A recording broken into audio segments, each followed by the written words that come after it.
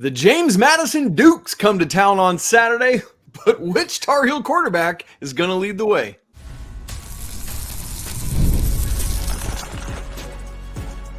You are Locked On Tar Heels, your daily podcast on the UNC Tar Heels. Part of the Locked On Podcast Network, your team every day. Hey there, what's up? It's Friday, September 20th, 2024. Welcome into the Locked On Tar Heels podcast, the only daily North Carolina show out there. I'm your host, Isaac Shea. This gentleman, this lovely bearded gentleman to my side is our brother, Denoris Searcy. Yes, sir, Tar Heel legend and NFL football player. That doesn't make it. I just put football in there twice. It's like saying ATM machines first. Anyway, you're joining us at the place to get your Tar Heels content every single day. It's all part of the Locked On Podcast Network. Thanks for making us your first listen or watch. And we want to send a special shout out to all the everydayers joining us, all the members of the Locked On Tar Heels Discord, and you brand new Locked On Tar Heels insiders. Welcome in, everybody. It's going to be a great show. By the way, the show is brought to you today by FanDuel. Right now through September 22nd, time's running out. All FanDuel customers can bet $5 and get a 3-week free trial of NFL Sunday Ticket from YouTube and YouTube TV. Visit FanDuel.com to get started. Coming up on the show today, we're getting ready for this football game tomorrow. Look, we got to talk another quarterback battle, but it's a different one. This time, it's Connor Harrell and it's Jacolby Criswell. But we also got to talk two Tar Heel running backs squaring off. It's Omarion Hampton, it's George Pettaway, the two dudes that came in together. We'll have our what to watch for, we'll have our game predictions, and our weekend whip around of what else is going on in Carolina athletics this weekend. Sirs, let's dive right into this thing. All summer long, you and I, my friend, we're talking Connor Harrell versus Max Johnson. And now we thought, look, all right, poor Max Johnson, he's out, he's down for the count. All right, it's Connor Harrell's job to lose. And then Jacolby Criswell comes in the third series last week and goes touchdown, field goal. And suddenly we got ourselves another quarterback battle. Sirs, where are you at on this? Who do you want to see take the field first tomorrow? Oh, man, whoever can man that offense and get off to a great start. Like you said, we have been talking about Max Johnson and Connor Harrell all off season, but then Jacolby enrolled right at the end of the spring. So we started factoring him in more, but we also both mentioned that it was going to take him some time because he's coming in back. He's transferring back to Carolina, but it's a whole new offensive coordinator this time. You know what I'm saying? So he has to play catch up, which I know he did for most of the summer, doing summer school and then doing summer camp, getting ready for the season. So they felt like he was really ready to go. They saw Connor got off to a slow start against UNC Central, so they put Jacolby in, and like you said, touchdown, field goal. So now it's back to controversy. Now you want to see who can man that job, and like Jacolby has proven that if he has enough reps, he can get the job done. I don't know if Connor was a little nervous. I would have thought he wouldn't have been nervous after getting the first official start last week against UNC Charlotte, but apparently he was. The coaches saw that they needed to make a change, so they put Jacolby in. So I don't care who's the quarterback. I mean, obviously the main objective is to get the win. So whoever can get out there and man that offense and take control as the captain of that team, as the quarterback, that's who I want back there as the quarterback for the Tar Heels. Coach Brown talked about continuing to utilize both guys. He was going to watch them this week to determine who's going to get the snaps first. For the first time on the depth chart this week, there was that or designation between the two of these guys, right? And so, right. Sirs, do you think that's just coach speak? I mean, for example, let's say they go with Criswell first tomorrow. If he's rolling, would you give Connor a series at some point, or you just keep rolling with Criswell? I would keep rolling with Criswell. Because, like you said, it was Connor had the man. He had manned the offense for the remainder of the game. Minnesota did good. Started UNC Charlotte, did good, and then he came out kind of flat against Central. If Jacolby could get out there and rally off touchdowns, or at least we could put us in position to get points through field goals, then I would keep him in. I wouldn't take him out. I would probably take him out and put Connor back in if we get a massive lead or the game is out of reach. get cornerback in so he could get some more reps. But if Jacolby's out there, Jacolby's rolling, leave him in. I like it through your defensive back eyes, man, because I know that's how you see the game, right? You're looking at it that way. Right. Which of these guys, if you were, let's say you're a defensive back for James Madison, which of these guys would you rather see? Like, I'm gonna go get a pick off of this dude. Either one. I feel like I can pick off anybody, but right. But yeah, I would take Connor. He's a little bit more happy feet in the pocket, so he may throw one up every now and then. Jacolby is more poised, being the older guy, being a guy who has played some. He may eat a sack, or he may throw it out of bounds or throw it in the stands before he put it in harm's way. So that'll be the main thing. I want whoever's prone to deliver more opportunities for turnovers. That's who I want to play if I'm playing against them. But obviously, me being a Tar Heel and I'm rooting for my team, I want whoever can get the job done. Like, I don't care who it is. We need to win. Like, that's the main thing. Keep the wins coming. No, and that's what I was looking for. Like, I want to know which quarterback comes in and the secondary is licking their chops because they know they might have opportunities. And so then it's the other guy, obviously, that we want to roll with. And so that, to me, continues to say, I really want to see Jacolby Criswell and what he can do. Let's give him this not give him. I feel like he earned last week an opportunity to show what he can do this week. And you got to get that figured out before you go to Duke next week. And so I think I'd really like to see what Criswell can do. A couple quick things about James Madison before we get to our key matchup. This is only their third season at the FBS level, started in 2022. Their quarterback is Alonzo Barrett, the second leading rusher on the team. So definitely a dual threat quarterback. And the guy that he is the second leading rusher to, Denora Cersei, is none other than our little homie George Pettaway, who is 18 rushes on the season for 114 yards, a touchdown, 5 receptions for 65 yards, and a touchdown. These two guys, he and Hampton, came in together. And, I mean, it kind of made sense in this era that one of them was probably going to leave at some point. And then in the receiving game, no James Madison receiver has more than 80 yards. So nobody is averaging more than 40 yards a game for the Dukes, who have only played 2. So I just want to get that out as we get more into the conversation so we can know a little bit about what James Madison is doing. But, Cersei, I want to go straight into this key matchup, which is Omarion Hampton against the James Madison rush defense, which last year finished 5th in the nation, allowing 83.8 yards a game. The year before that, their first year in FBS, they were 2nd in the nation, allowing just 79.5 yards, trailing only the University of Georgia Bulldogs. Denora Cersei, what is Omarion Hampton and the offensive line got to do against this James Madison front? Man, they got to establish the line of scrimmage. We need push. I get it. They was ranked, in the top 5 these past 2 years, but every week is a proven week. You gotta be consistent. You gotta show it every week, week in and week out. So I have good faith in the Tar Heels offensive line. Big boys that get some movement and open up some lanes for Omarion. A lot of times, if it's not a hole, Omarion can create one. He leads the nation in yards after contact. So he's made guys miss. He's ran through some guys. He's got us some tough yards this season. So hopefully we can keep it going. Then with the threat of Jacolby knowing when to run and when not to run, they can't just focus on Omarion, especially in certain formations that Tar Heels may show where Jacolby can either give it or keep it and get around the edge on them. So it's gonna be a challenge. I'm not really too fond of who all James Madison played on their schedules to be top 5 in rushes both years, but we gonna see. It could be a combination. They just had a lot of older guys and whatnot that knew how to play ball, and they was like on their 5th and 6th year, and they've been established. So now they are able to establish themselves as a good defense. So it's just gonna be good. That's the main thing. You gotta be able to run the ball. You gotta be able to move a man against his will and get him off the spot. That's what running the ball is. So it's gonna be interesting to see. I can't wait to see that matchup.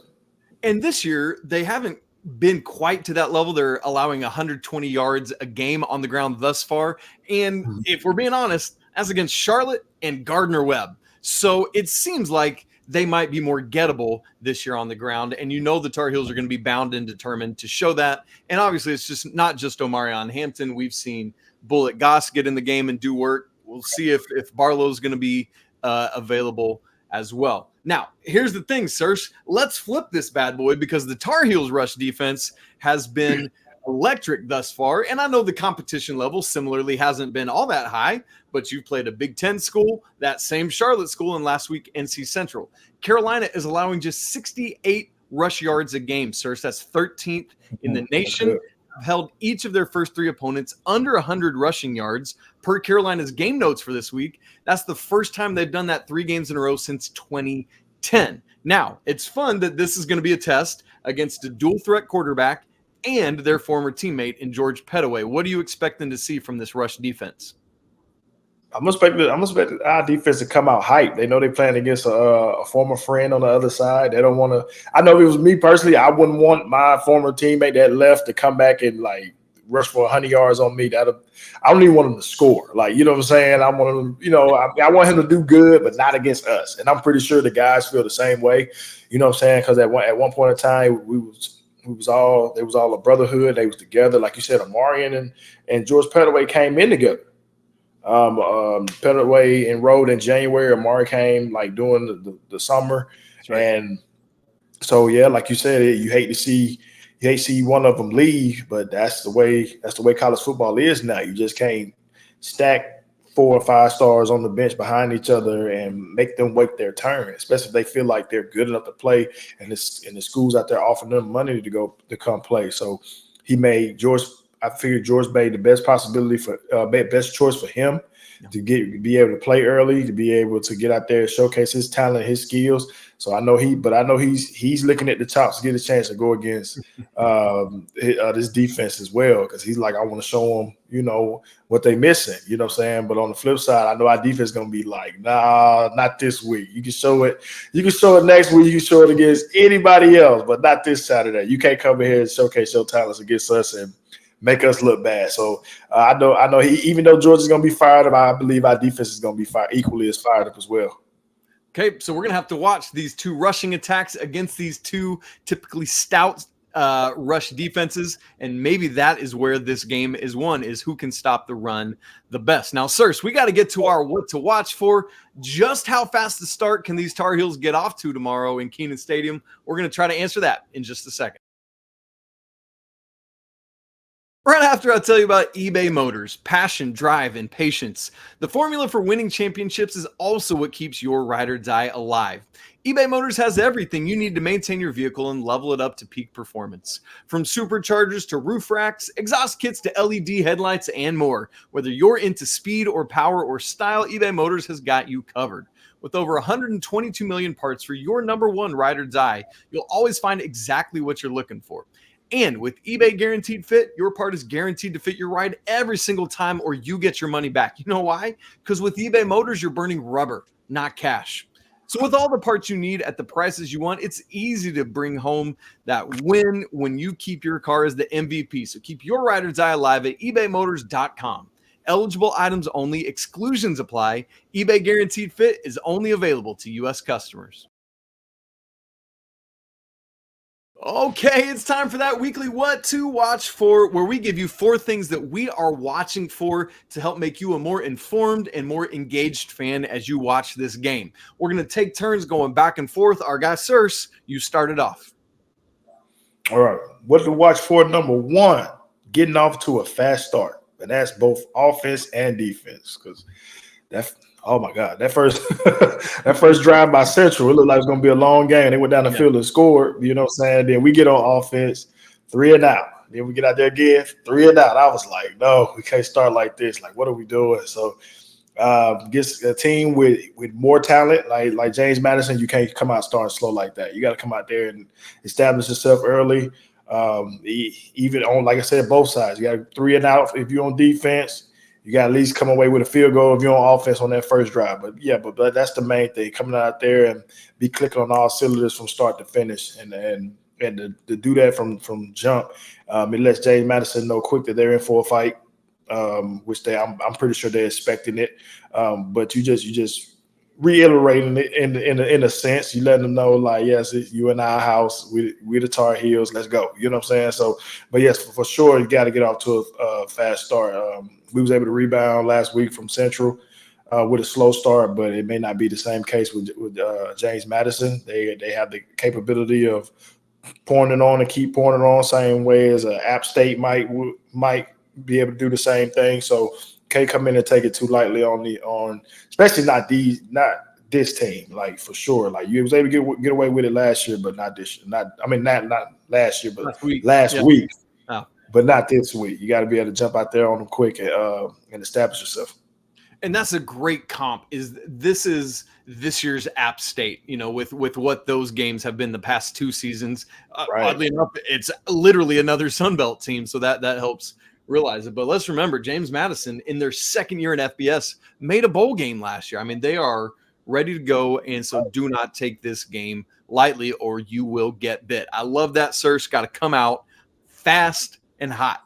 Number 2 in the what to watch for. We got to clean up these penalties from last week. The Tar Heels do 16 penalties, and that's not even including the kickoff from Mr. Boyd that went out of bounds, which kind of makes it 17 because there was some laundry for that one too. And so just a wild performance. Some of it was lack of discipline. Some of it was questionable calls. Sirs, I wanted to ask you. I meant to text you about this week, but I forgot.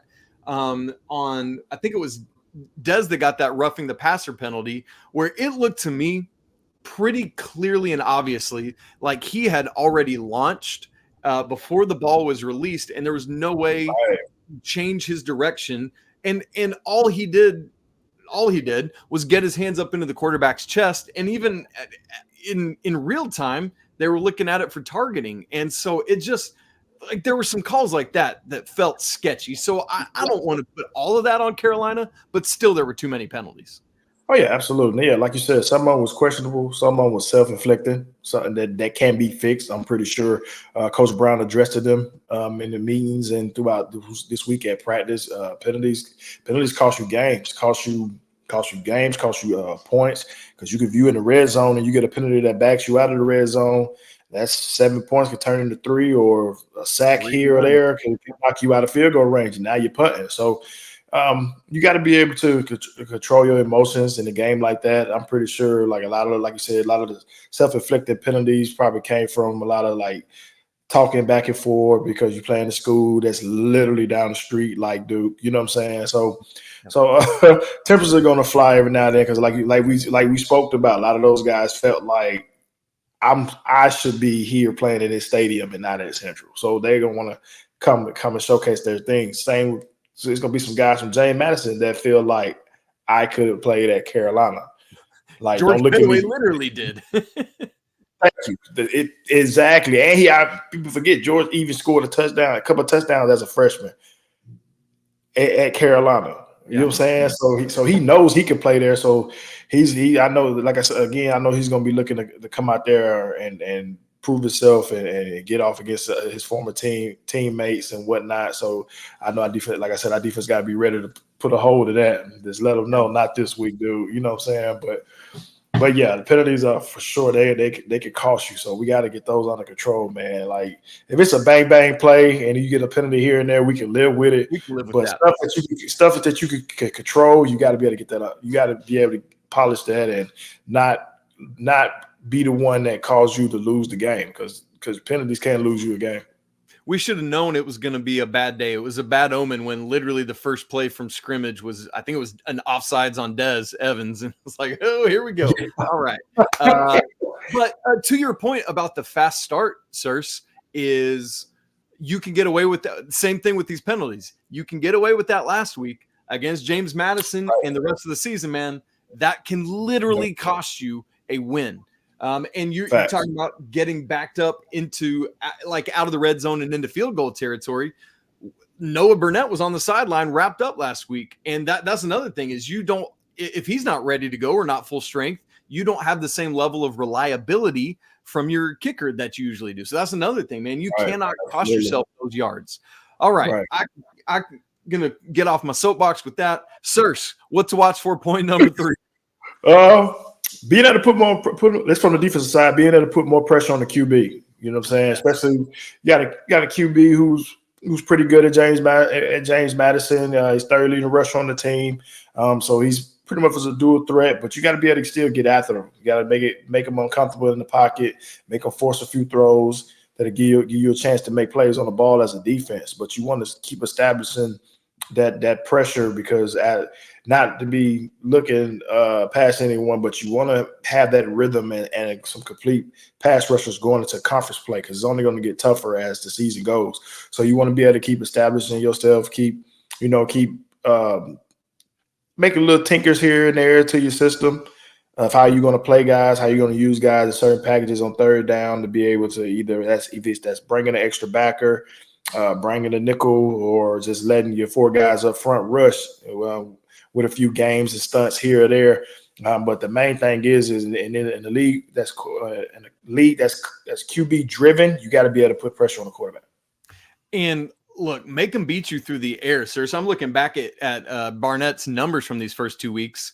Just 219 through the air against Charlotte and only 135 through the air against Gardner-Webb. He hasn't 10 for 18 one game, 14 for 22 the other. So it's like, right. But what was that score to that Gardner-Webb game though? He probably didn't have to do much. That's honestly true.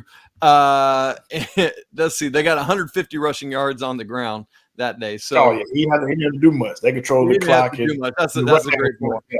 So, let's make him prove that he can win with his arms. Speaking of which, what to watch for point number 4. The Tar Heels got to get their passing attack going, man. It is such a luxury to have Omarion Hampton behind you, able to rush 25, 30 times a game if you need it. But you know what? I'd like to not have to need it game in and game out.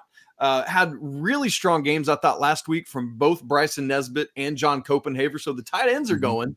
But, man, we need to see this wide receiver room get up and after it, too. Now, I think part of that, with all due respect to Connor Harrell, I think Jacolby Criswell changes the ceiling on what the wide receivers can do this season, both in this game and beyond. And so that certainly is a factor in this. But, man, I want to see J.J. Jones lead by example tomorrow, man. He's just got to rack up 7 for 110 or something like that. And then let's get the other guys going around him as well. Sirs, anything on that before we move on? Yeah, man, I agree with you. I need J.J. Jones or Nate McCollum to just take over and just have outstanding days. They're due. I don't think J.J. has scored yet this year, and I believe Nate scored on the reverse. So he's found the end zone, but you got to get those guys involved, man. I mean, it's great that you have a tight end room that's capable of making plays as well, but you need those guys on the outside to be able to make plays as well. And like you said, you don't need to run Omarion 30 times a game with how long a season goes. So I believe with Jacolby coming in, it can be more. The passing game can be more persistent and he could get the job done. But I'm definitely agreeing with you. Those receivers got to get going for sure. All right, we'll keep our eyes on it, and we'll see if any of the young receivers who are crazy talented can get going in this thing as well. All right, we got to make our predictions for this game. We'll get our weekend whip around going as well. All that coming up in just a second. Right after I tell you about FanDuel, you've heard us talk so much about FanDuel this summer, America's #1 sports book, and they've this summer been giving you a boost or a bonus daily. But now I got something just a little bit different to tell you about, because right now through September 22nd, all FanDuel customers can bet $5 and get a 3-week free trial of NFL Sunday Ticket from YouTube and YouTube TV. And then with the YouTube TV base plan, you'll be able to watch every regular season Sunday afternoon out of market game. All you need is a Google account and a current form of payment, and you can cancel anytime. How about the odds for this game that we're talking about? Carolina favored by 10.5. That's right. This is projected to be a decently close game. Over under set at 47.5. So this offer is just about to run out, 2 days left. Grab it right now. Visit FanDuel.com/lockedon to download America's #1 sportsbook. Okay, sirs, here we go. Coming up tomorrow inside Kenan Stadium, Saturday, September 21st, noon Eastern time on ACC Network. The North Carolina Tar Heels hosting the James Madison Dukes. Anytime anybody has that kind of name, you got to take care, man. We can't let any Duke anything take care of business against the Tar Heels. As I just said a second ago, our good friends at FanDuel have this game by Carolina favored by 10.5. The over-under is 47.5 so far this season, at least by FanDuel projections. Carolina is 1-2 against the spread, covered barely at Minnesota. That was 1.5 point line. The Tar Heels won by 2, but have not covered either of the last 2 weeks. Sirs, a 10.5 point line. Is this going to really be a close game, or what's happening? Man, I don't have that in my prediction. I got my score prediction 35-17 Carolina. Like, you know, that's bigger. Yeah, I mean, I believe, I got faith in Jacolby, especially if he gets to start. He's gonna want to prove himself. He's gonna be like, yeah, it's finally my time to shine. He's gonna want to, you know what I'm saying? He's not coming off the bench, even though he came off the bench and provided 3 straight scoring drives. So just to be in there from jump, I can't wait to see what he does, man. And I also believe this is the week that the receivers finally start clicking and making the tough catches and the yards at the catch and getting in the end zone more. So they got to, man. This is the final week before we get into ACC play. They gotta come in and click it, man. So I believe they do it in this game. And that's the thing. When they start producing more, that actually makes Omarion's life easier because it clears out the box and gives him more space to run. So that complementary football, man, is what we're absolutely looking for. Sirs, do you think that game flow goes with what you were looking for? A hotter start allows it to get a pretty big lead, get even more depth in? Yeah, we believe so, especially if they can come out and, like you said, establish the run, make the throws that Jacolby knows that everybody knows Jacolby can make, and he comes out there and we're clicking, like I said, we're clicking on all cylinders, and we're finding the end zone left and right, and the defense is dominating, stopping the run, getting turnovers and sacks and whatnot. Hopefully we could get up by enough scores and the game is out of reach. We could get more younger guys in, get them more playing experience, especially getting ready to head into conference play. We need the more depth, the better. Okay. I'm going to go with 30-10, so just a little bit south of yours. Give me Carolina to win, but this game to not hit the over because that would just be 40 total points. But I'll tell you what, George Pettaway will not get that one touchdown for the James Madison Dukes, keeping him out of the end zone, baby. Somebody else is going to have to score that 6. So there we go. There's and my score prediction for this weekend. Carolina looking to go 4-0 for the second straight season. Crazy would be a great start ahead of ACC play. Very quickly, folks, as we get out of here, our weekend whip around. Women's soccer beat Pitt on the road on Thursday night, 1-0. They're now 9-1 on the season and 2-0 in ACC play. They also play again on Sunday up at Syracuse, noon on ACC Network Extra. As for the men's soccer team, who beat Duke last Friday, now they play State this Friday. That's at home tonight, 7 p.m. on ACC Network Extra. Got to take care of those dudes, man. I got to keep up with the schedule. I got to catch me a game, man. Yeah. I always catch basketball. I know I always catch basketball and baseball games. I gotta start going back to the soccer matches. The soccer matches go off. Well, there is a lot tonight, sir. You got soccer. You got field hockey tonight at home at 5 against Syracuse on ACC Network Extra. You can see Erin Matson, the GOAT, coaching her team, hopefully to a second straight national championship, and then head over to Dorrance Field to take in the soccer match.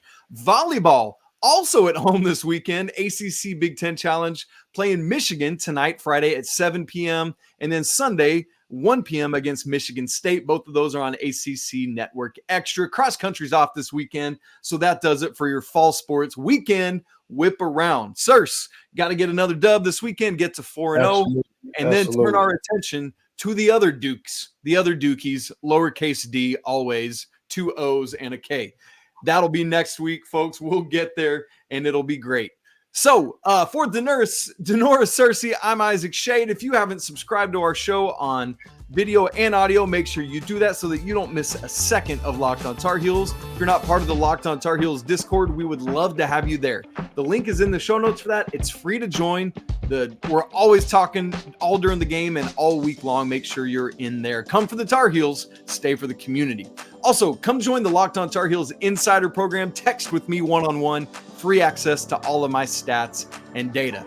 It's always a great day to be a Tar Heel. You know it. We'll talk again soon, but until then, Sirs, tell them. Peace.